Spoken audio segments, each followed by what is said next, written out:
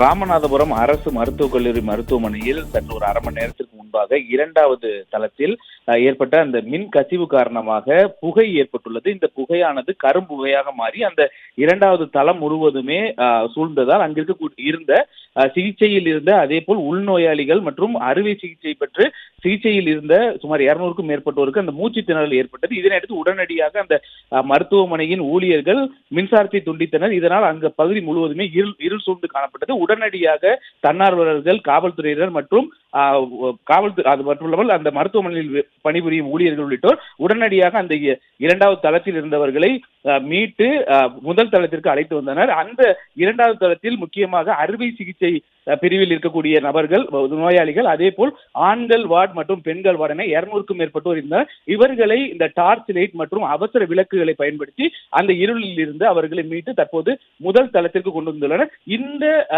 மின்கசிவால் ஏற்பட்ட விபத்தில் எந்த ஒரு உயிர் சேதம் ஏற்படவில்லை என மருத்துவமனை தரப்பில் முதல் கட்டமாக தெரிவிக்கப்பட்டுள்ளது. இருப்பினும் அந்த 2வது தளத்தில் சிக்கியிருந்தவர்களை மெதுவாக பத்திரமாக மீட்பதற்கான நடவடிக்கை துரிதமாக நடைபெற்று வருகிறது. தற்போது வரை 100க்கும் மேற்பட்டோர் மீட்கப்பட்டு தரைத்தளத்திற்கு கொண்டு வரப்பட்டுள்ளனர். அவர்களுக்கு முதலுதவி சிகிச்சைகள் அளிக்கப்பட்டு வருகிறது. இருப்பினும் பல்வேறு அந்த அறுவை சிகிச்சைக்கு உள்ளான அந்த நோயாளிகள் மூச்சு திணறல் ஏற்பட்டு வர அவர்களுக்காக முதல் கட்டமாக அந்த கேஷுவாலிட்டி வார்டில் அவர்களுக்கு முதல் உதவி சிகிச்சை அளிக்கப்பட்டு வருது.